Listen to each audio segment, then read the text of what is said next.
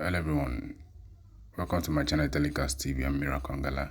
You're watching a conversation with Sani. He said we don't have democracy. Every statement or instruction issued by President Bola Tinubu will be supported by the other arms of government, which is the judiciary and the legislators, the National Assembly. That looking at that kind of situation, we don't have democracy. And also speaking that President Tinubu cannot win presidential election on a free and fair basis, despite the support and palliative and empowerment being done. He cannot win election on a free and fair basis. If they can hold the election on a free and fair basis, President Tinubu will not return. What's your comment about this? Share your thoughts. Drop your comment. Endeavor to watch this video to the end. Don't forget to subscribe. Yes. We need to do these next questions, quick fire. Okay. we're almost 1 hour. Yeah. So now, do you think the democratic practice currently in Nigeria, is it still democracy? Can we still call it democracy, or it has become something else? What do you think? No, if you say we are practicing democracy, I will tell you no. Because the three instruments that are supposed to strengthen democracy have now been called temple of concurrence. Which is the executive, the legislature, and the judiciary. Each one concurs with the other. So we don't have democracy. The judiciary will not tamper with the interests of the executive, which was not the case before. Obasanjo and Atiku. Obasanjo was president, and Atiku was his vice president. They have gone to court about 9 times. And in those 9 times, Atiku has defeated the president. It cannot happen this time. It cannot happen. The court will always find an excuse. Just look at the judgment of the Supreme Court. The Supreme Court is not supposed to entertain any matter that has to do with local government election. There is a boundary. But the Supreme Court went ahead, a River State matter, to delve into local government election and to even, accept the judgment of lower courts, which is to tell you that they are willing to do anything, including even violating their law, to be able to deliver. I have not finished. Secondly, why I'm saying that, look at the National Assembly. In the issue of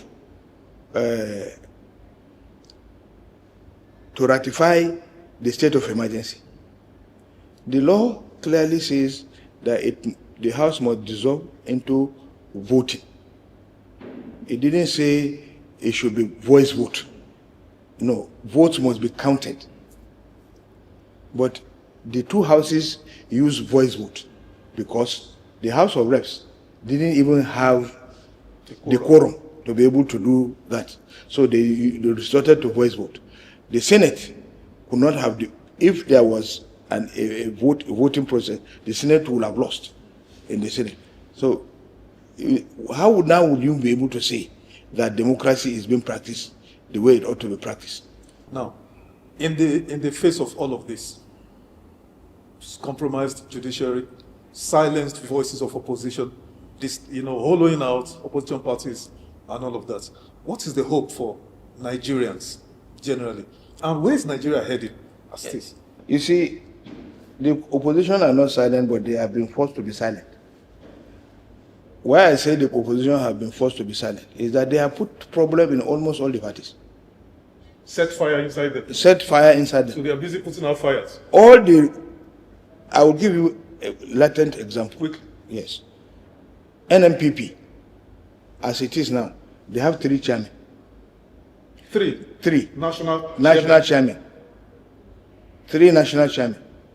There is one who is a Hausa man who is representing Konkoso group. There is somebody called Beneventure who got a judgment in Federal High Court, Enugu. that he is the owner of the party. And then there is another person who is parading himself as the national chairman of the party. These were all planted by the ruling party. Again, Labour Party. At a point, Labour Party had 3 national chairmen. Nana Usman, Lamidi Apapa, and Julius Abure. Now, the Supreme Court has given it to Nana Usman. But the litigation has now started again, afresh. She has to go to Federal High Court to be able to win this case. But still they are appealing against the Federal High Court ruling again. So it's a cycle of this thing. So it is not an issue of the opposition. It's because the government is against an opposition. But we have one consolation. Which is? The Nigerian people. Okay. People vote and not people who defect or people who get sentiments of the courts. No, it is the people that vote. So we are hoping, just like it happened in several states, where a sitting governor was upstaged by somebody, that the people will still vote along that line. What state was that? Several states. In Fintiri defeated a sitting governor. Yeah. In Adamawa. Bala Mohammed defeated a sitting governor. Adeleke defeated a sitting governor. The governor Dauda Lawal of Zamfara defeated a sitting governor. But many would argue that that was where, some level of, transparent elections took place. They allowed the people's, votes to count. Yeah. Now, if you take the issue of poverty, mass poverty, and the weaponization of such poverty, because when election comes, what you politicians will do is to bring out money to buy votes. Vote buying is now become a phenomenon. Yes. It's become a standard feature of our democratic practice. Yes. Can you still count on the people to vote according to their conscience, or collect 20,000 or 50,000 on the day of election and vote for the ruling party? Well, you see, I will speak for the area I come from, which is the north. People collect money. They are even before now. Yes. During IBB, during the option A4. Yeah. I remember that people used to put leaves on their head that I'm for sale. When you put a leaf on your head, I'm for sale. Come and buy me. I'm a voter. It's option A4. This has been a practice within the Nigerian system. But has it always worked? No, it has not always worked. Because people have been buying votes. Yet, if it works, a sitting governor who has enormous resources to buy everybody, cannot be defeated by somebody coming from the outside. It doesn't work all the time. Now, even I can tell you, when people are properly mobilized, they will reject everything you give them. I'll give you one example, one critical example. During our time, as part of our efforts to alleviate poverty, we sent 100 trailers of rice to Kano. It was returned because people were mobilized and told that anybody who eats that rice is good luck rice is going to die. So nobody collected the rice. It was returned. Now that is that's the spirit of proper mobilization. There was no hunger in Nigeria then. There was hunger, but people nobody wants to die. There was no hunger in Nigeria then. No. That was 2014, 2015. Imagine hunger now. 11 years ago. What do we want to live with? To live with hunger, or you want to live? You want to collect something and eat and die? Because they were mobilized, they campaigned into, and they got the message. Now, what I'm trying to tell you is that vote buying has become the system. But you see, in elections that are off cycle, it can effectively work. But in an election that is general election, you can't buy everybody. People here and there. So it becomes, and people, there is one look in local parlance in what we call jiki magai in Hausa language. What is jiki magai? Now your body will tell you whether you enjoy or you are suffering. Whether the 4,000 or the spaghetti that you will get or the small Milo that they will package and give you, it is able to sustain you for 4 years. Like I said, let's run quickly. So, with a compromised electoral system, Yes. Mass discontent all over the place, people are discontent and all of that, you know, Yes. suppressed populace, uncontrolled killings, mass killings everywhere. Yes. What do you see Nigeria walking into as we go towards 2027? What are we walking into? Are we walking into a minefield or what exactly? You see, those things you have mentioned are not even the issues. Okay. They are not the only issues. What are the issues? They are not even the issues. Insecurity, I agree with you, is on the top. Yeah.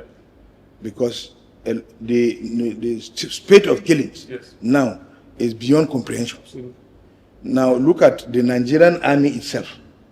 How many people were massacred? And losing members. Yes, they are losing members. And the Nigerian army is not much in terms of combat ready soldiers. And then we are losing a lot of members. In fact, I saw a video where a soldier was crying, you know, from Maiduguri, where he's crying. He's saying they should pray for them, that they may be killed any moment. Now, that is to tell you the number of, if the soldiers who are supposed to defend our sovereignty and integrity are being killed, it means the thing is inching towards us. You know, so we have to pray for our soldiers. Now, that's the issue of the insecurity. But aside from that, it is the justice of the rulership of the country. When appointments are skewed towards a particular ethnic group, it also brings a lot of discontent. You know, it is a common knowledge that this is what is happening. But it is not the ethnic group that will be in charge of everything. I agree that INEC chairman is a Yoruba man from Okun in Kogi State. You know, the chief of army staff is is a Yoruba person, and so forth and so on. All the people that will supervise the election, the IGP is a Yoruba man, the DSS is a Yoruba man, and so forth. But nevertheless, when people want to revolt against the system, these people can't stop it. They are a minority in the context of because they're just solitary individuals. Yes, they are minority in this context, in the larger picture. What interests people more is your ability to recognize people from other places that can also do the work and give it to them. Now, if you take somebody that the people think this man does not like us, he does not give our people appointment, and that is very fundamental, you know, in this dispensation. Again, the poverty and hunger, you know, the disparity in the distribution of resources.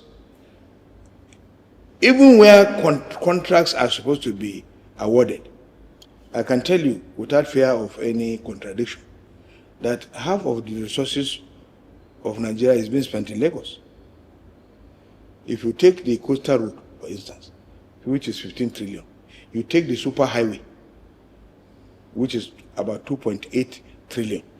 You take the Fourth Mainland Bridge, which is about 3.8 trillion.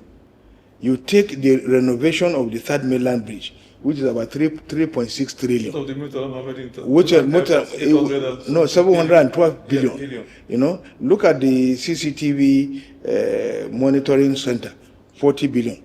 All resources are being channeled to Lagos. And let's make room. But some would argue with you on nepotism and this cronyism that President Buhari did 8 years and he did worse than President Tinubu. So President Tinubu is just trying to catch up with his predecessor. Now, but don't respond to that because of time. No, I have to respond. Okay, yes. one minute. Yes, 1 minute. Does one bad turn deserve another? But he didn't mince words when he said he was going to continue the legacy of President Buhari. No, it is not about legacy. Yes. what he ought to do is not to continue the legacy of President Buhari, is to build on a justice system that everybody will feel, carried along. If Buhari does a wrong thing, does he want to continue along that line? On behalf of all the Yoruba people, let me say that it is not the Yoruba government that President Tinubu is running. He's running a city boy government from Lagos. So they just needed to put that out. Now, when governors decamp, senators, when they decamp to the APC, yes, the president's men will say it is superior strategy. At what point does superior strategy come to an end and it is deliberate sabotage? There is nothing like a superior strategy.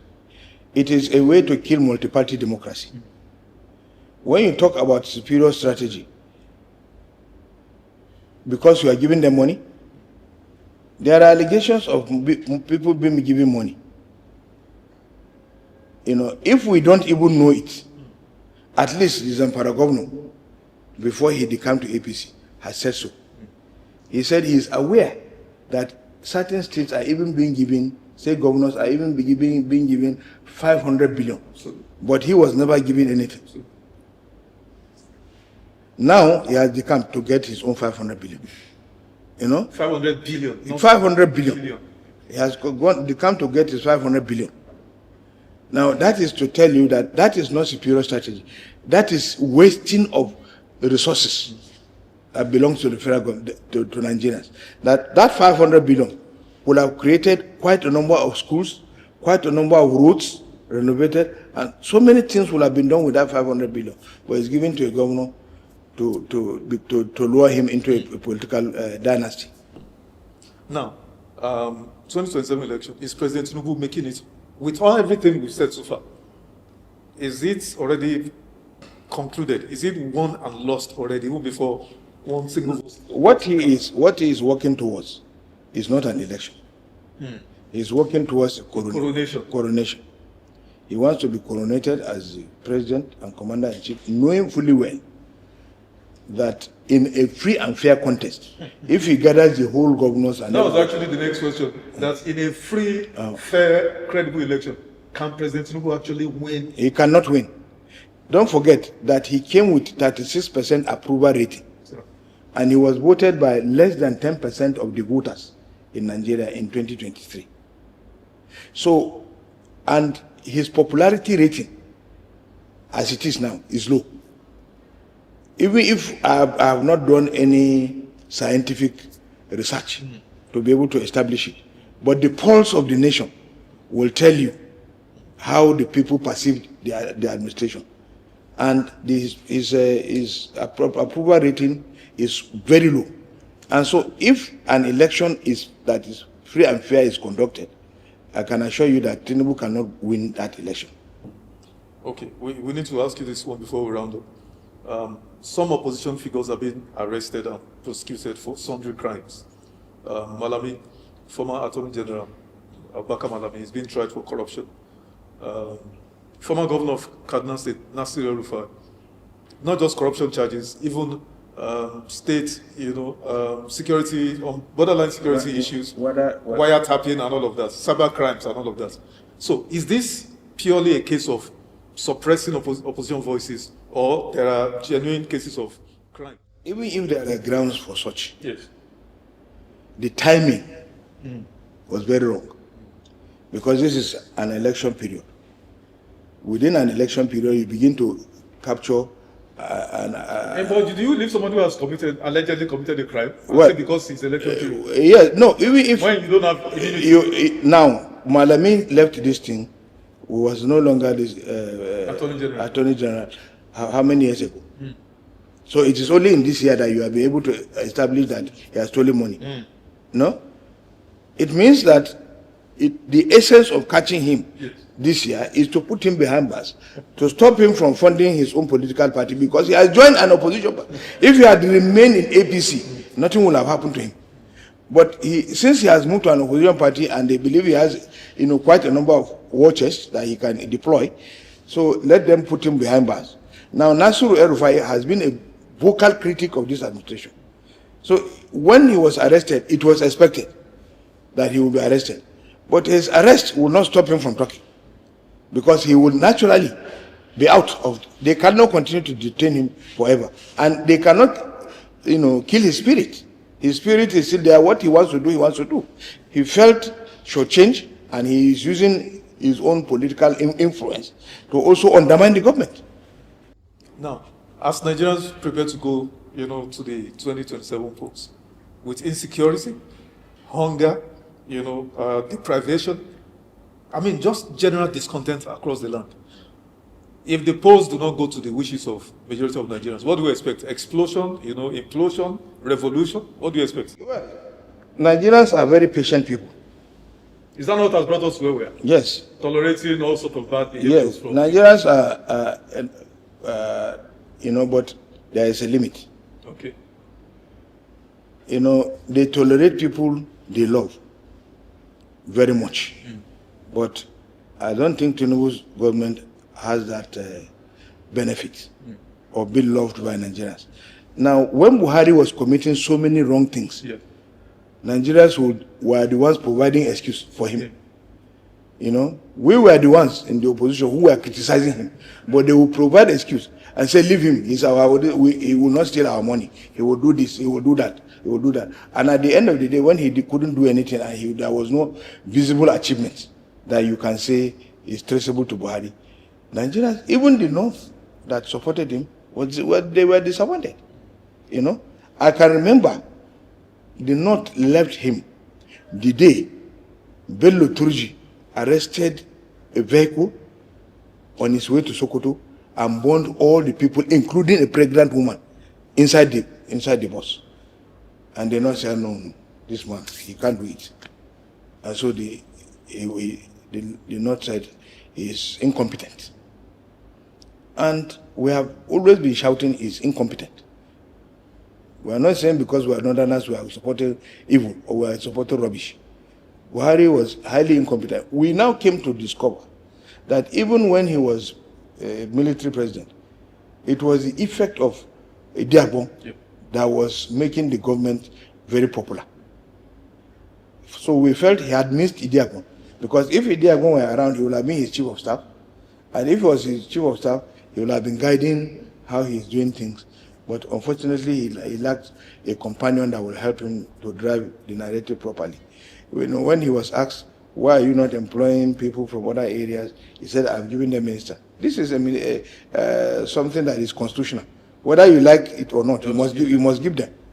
You don't have, what we are saying is those ones that are discretionary, that you can use your sense to say, okay, let me give it to you. You are giving it to your people. The difference between Tinubu's style, although I understand the homogeneity of Yoruba tribe, is that Buhari distributes it in the north, not to his own native places. He gives it to North Central, he gives it to Northeast, he gives it to Northwest. Everybody is getting in the north. But Tinubu's own is concentrated, like you rightly said, it's Lagos Boys Association of Nigeria.